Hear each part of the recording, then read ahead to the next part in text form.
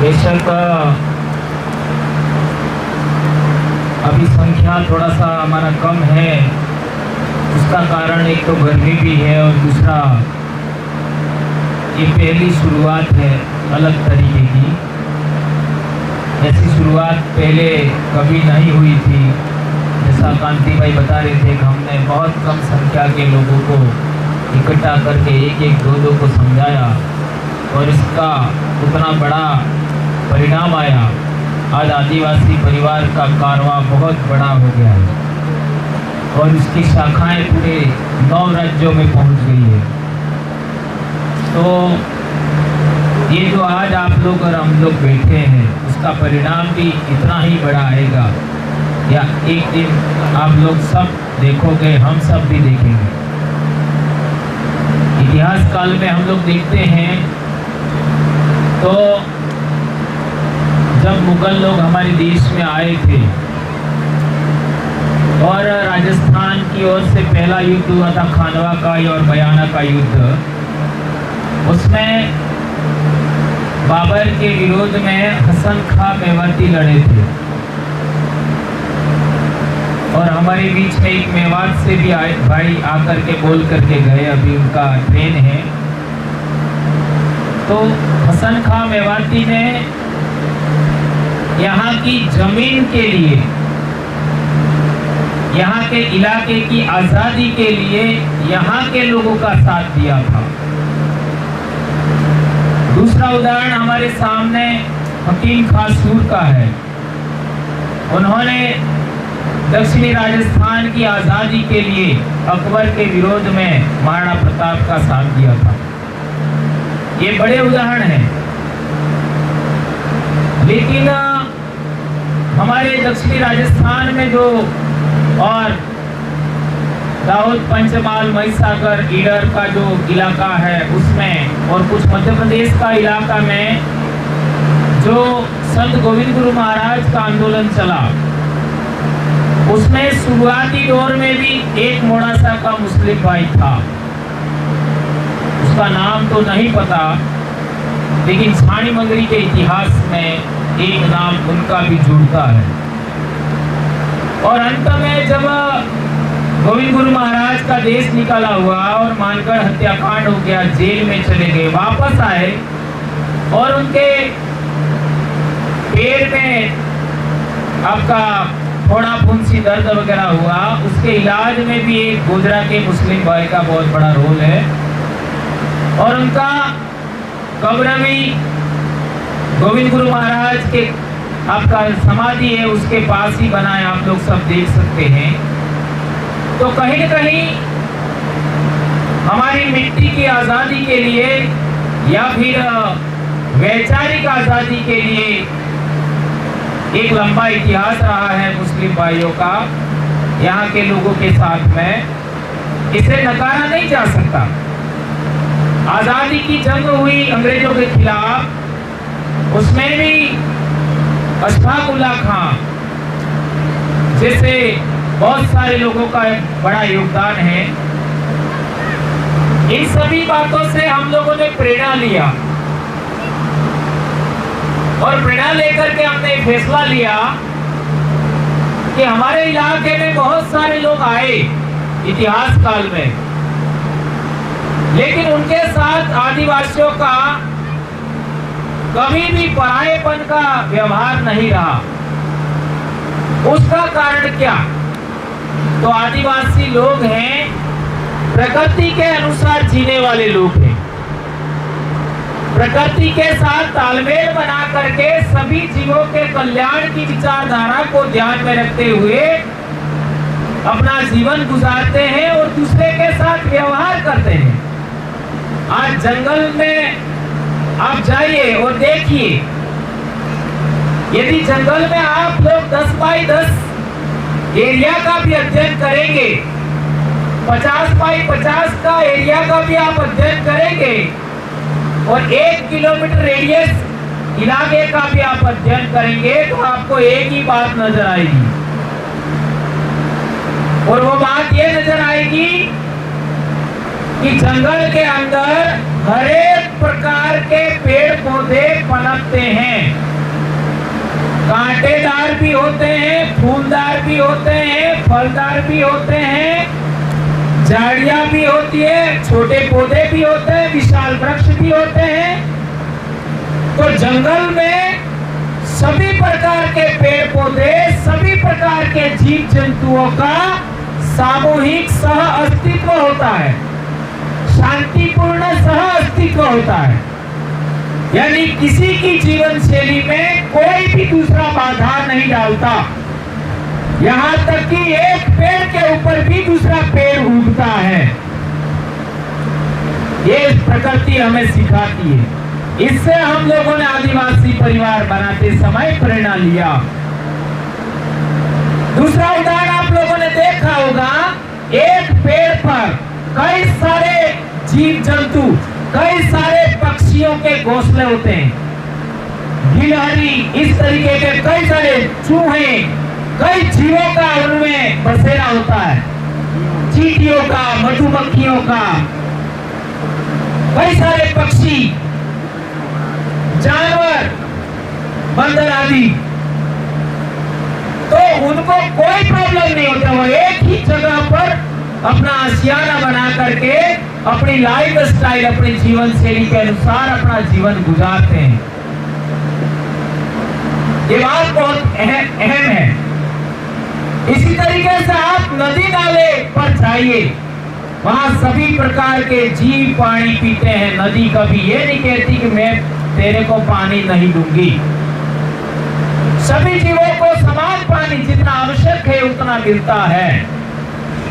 ये प्रकृति हमको सिखाती है। इससे हमने सबक लिया। और आप देख सकते हैं पूरी दुनिया के अंदर सबको रोशनी सूर्य ही देता है, रात को रोशनी चंद्रमा ही देता है, तारे देते हैं। वो कभी भेदभाव नहीं करते। हवा भी कभी भेदभाव नहीं करती, बारिश कभी भेदभाव नहीं करती। तो प्रकृति के अनुसार हमें जीवन जीना चाहिए। उसमें किसी भी तरीके का कोई भेदभाव, उच्च नीच का व्यवहार नहीं होता, नफरत की भावना नहीं होती। इसी बात को हमारे पूर्वज हजारों साल से जीते आए हैं। भारत देश के अंदर जितनी भी कौम आई, जितनी भी नस्लें आई, जितने भी धर्म आए, सबका यहाँ पर सर्व समावेशी भाव के आधार पर यहाँ सबका पेट भरा गया। किसी के साथ कोई नफरत का व्यवहार नहीं किया गया। सबने किया होगा, लेकिन आदिवासियों ने कभी ऐसा नहीं किया। कभी तो 2002 के दंगे से पहले आदिवासी गांवों में मुस्लिम समाज के लोग दुकानें आराम से कर लेते थे। हमारे सिंगलवाड़ा के भाई थे जिनकी दुकान हमारे वहां पगारा में थी। मेरी जिंदगी में मैं कई बार बोल भी चुका हूँ, मेरी जिंदगी में मैंने सबसे पहले मीठी गोली भी खाई होगी उस मुस्लिम भाई के दुकान की, क्योंकि रास्ते में वहीं पर मेरे मामा का घर पड़ता आगे। तो मामा के घर से कोई आया होगा या हम मामा के घर गए होंगे मेरी माँ के साथ, तो हमने गोली वहीं खाई होगी, क्योंकि स्कूल तो बाद में जाते हैं। ये बात मैं कहता रहता था। लेकिन 2002 के दंगे के बाद हमने देखा, क्या देखा कि वो मुस्लिम भाई हमारे आदिवासी लोगों ने कुछ नहीं कहा, इसके बावजूद भी वो सिमलवाड़ा दुकान खाली करके चले आए। आज इतने साल हो गए वो वापस नहीं लौटे। और जो भाई उनके साथ दुकान करता था, साथ देता था, उसकी भी बेणेश्वर जाते आते समय बेणेश्वर से उनकी मृत्यु हो गई। तो उन्होंने उनके आपका मृत्यु भोज कार्यक्रम में भी बड़ा योगदान दिया था। ये उदाहरण है। ठीक इसी तरीके से हमारे डूंगरपुर में हम देखते हैं, जब से हम सिमलवाड़ा में पढ़े तो हम यहाँ की हकीकत को जानते थे। पीठ में क्या चल रहा है, सिमलवाड़ा में क्या चल रहा है, हमने सब देखा था।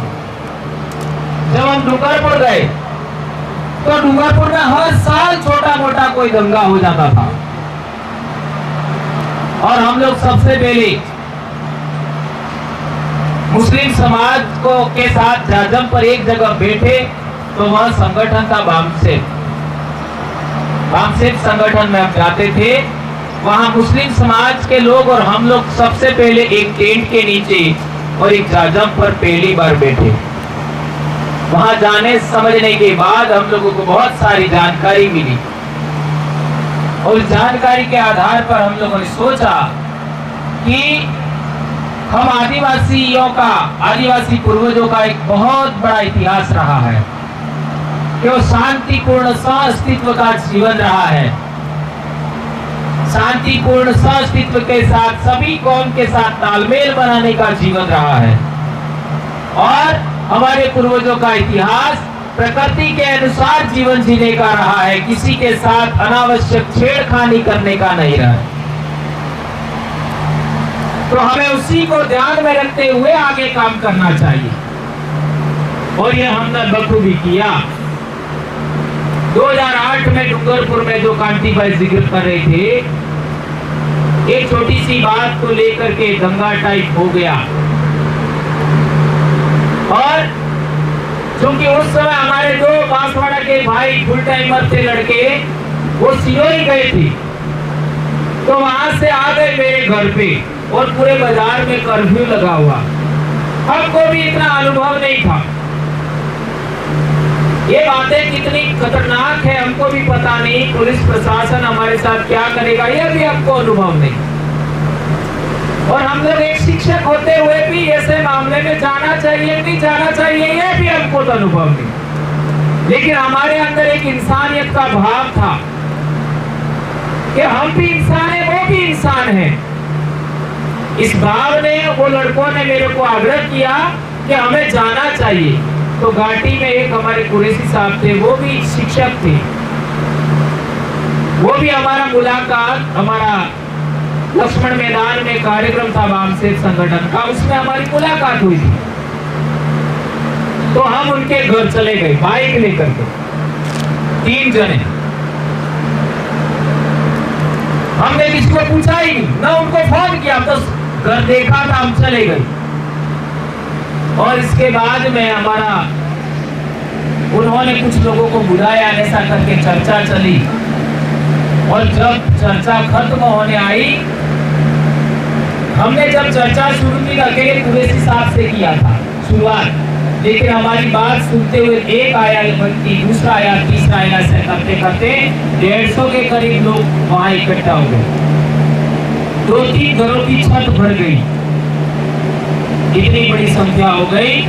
और उन्होंने हमको एक बात बताई थी कि यदि डूंगरपुर में दंगा रोकना है तो ये करना पड़ेगा। हमारे एरिया उन्होंने कहा था कि इस एरिया के लोगों को समझाते हैं तो ऐसा कभी नहीं होगा। इसके बाद उन्होंने कुरैशी साहब ने जो बताया उसी के अनुसार उस गांव के लोगों को हमारे संगठन के साथ जोड़ा और आज का दिन है, आज तक कभी डूंगरपुर में वो दिन नहीं आया। ये है आदिवासी परिवार की ताकत, यह आदिवासी परिवार का काम। और इसी तरीके के काम से प्रभावित होकर के सलीम भाई भी हमारे साथ काम में लगे और उन्होंने एक ऐसी मिसाल कायम किया है कि आदिवासी परिवार के इतिहास में वो बहुत ज्यादा याद किया जाएगा, उसको कभी भुला नहीं सकते। हमारे 2-3 लोग हमारे बीच में से चले गए इस कारवा आगे बढ़ाने में। इसमें हमारे जगदीश भाई का जिस तरीके का नाम सदा याद किया जाएगा, इसी तरीके से मुस्लिम समाज से सलीम भाई का भी नाम कभी भुलाया नहीं जाएगा, सदा याद किया जाएगा। यह आपको मैं इस जाजम पर विश्वास दिलाता हूँ दोस्तों।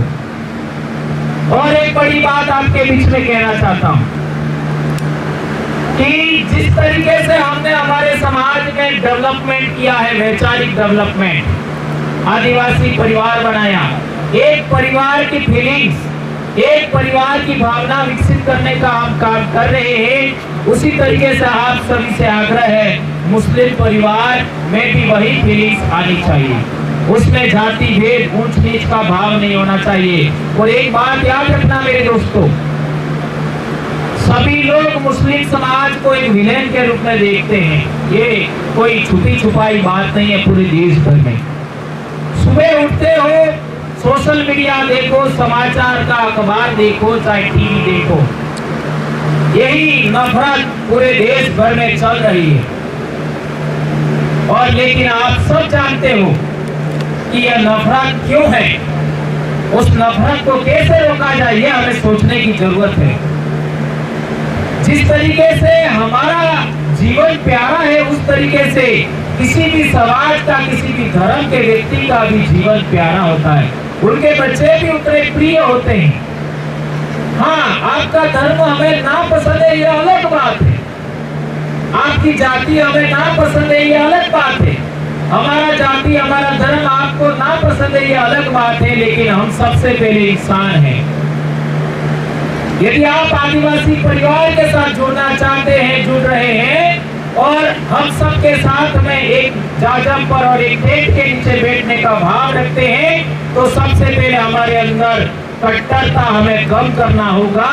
और हम सब इंसान हैं, हम सब होमो सेपियंस से, हमारी भी दो आंखें, दूसरे की भी दो आंखें हैं। ये भाव हमें अब हमारे अंदर कायम करना होगा। दूसरे के भी दो कान हैं, दूसरे के भी दो पैर हैं, हाथ हैं, ये हमें सोचना होगा। और हमें एक इंसान,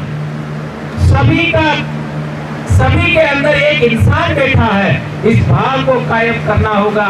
और हमारे देश के विकास में हमको योगदान देना चाहिए। हम लोग कहते हैं जय जोहार का अर्थ क्या होता है, तो सबका कल्याण करने वाली प्रकृति की जय। इसी तरीके से आदिवासी परिवार ने राष्ट्रवाद की एक परिभाषा बनाई है। आप लोग सब मेरी बात याद रखें, ये आपका पर निर्भर है, भूल जाए तो भी आप पर निर्भर है। लेकिन मैं एक बात कहना चाहता हूँ, सदा याद रखें, हमारे लिए, हम आदिवासियों के लिए राष्ट्रवाद क्या है, तो हमारे लिए राष्ट्रवाद की एक ही परिभाषा है, हमारे साथ जी रहे सभी इंसान सहित सभी जीवों का कल्याण करना। सभी इंसान, हमारे साथ जी रहे सभी इंसानों, सभी जीवों का सर्वोच्च कल्याण करना ही हमारे लिए सबसे बड़ा राष्ट्रवाद का परिभाषा है। यही हमारा राष्ट्रवाद है।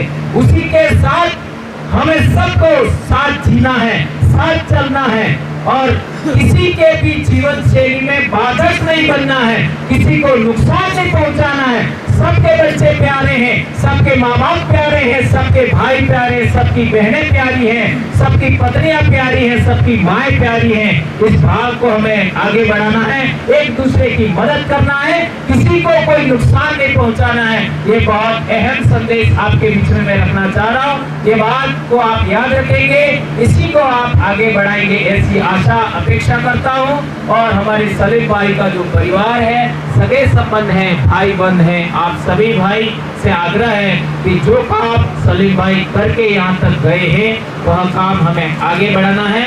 उस काम में किसी प्रकार की कोई बाधा नहीं आनी चाहिए। और कोशिश करें आने वाले समय में कभी भी ऐसा कोई नौबत आ गया जब आदिवासी और मुस्लिम समाज के बच्चे या कोई गलती कर बैठे, आपस में भिड़ भी जाए, कोई ऐसी गलती हो जाए, तो यहाँ जैसे बैठे, जैसे एक जाजम पर बैठ करके फैसला कर लेना, सुलटारा कर लेना। लेकिन कभी भी धार्मिक दंगा जैसा कभी काम मत होने देना। यदि ये काम आप करोगे तो आप भी भंवरलाल परमार हैं, आप भी हाजी सलीम भाई हैं, ऐसा मैं मानूंगा। और हाजी सलीम भाई और मेरे दोनों के बीच में एक बहुत बड़ी समानता थी कि हाजी सलीम भाई मेरे जैसे जुनूनी थे और समाज के प्रति, अपनी कौम के प्रति मेरे समान ईमानदार थे। ये दो बातें हम दोनों में समान हैं और उसी बात को आप आगे बढ़ाएंगे, ऐसी मैं आशा अपेक्षा करता हूँ। आप सब ने इस बात को यहाँ पर पधारे और सुना एक दूसरे को। इतनी बड़ी गर्मी के बीच में, इतनी उमस है, इतनी परेशानी के बैठना ही मुश्किल है, इस बीच में आप सब यहाँ पर आए और सबकी बातों को सुना। आप सबका धन्यवाद, जय जोहार। और आप सभी यहाँ पर आए और सलीम भाई के अंतिम श्रद्धांजलि कार्यक्रम में हम सब लोगों ने एक दूसरे के अपने विचार शेयर किए। यह पहला मौका है कि आदिवासी कौम और मुस्लिम समाज एक जगह पर बैठे हैं। यह अपने आप में ऐतिहासिक दिन है और यह अवसर हमको सलीम भाई ने दिया है, इसे सदा याद रखा जाएगा। इस धरती से यह संदेश हमको देना चाहिए। धन्यवाद।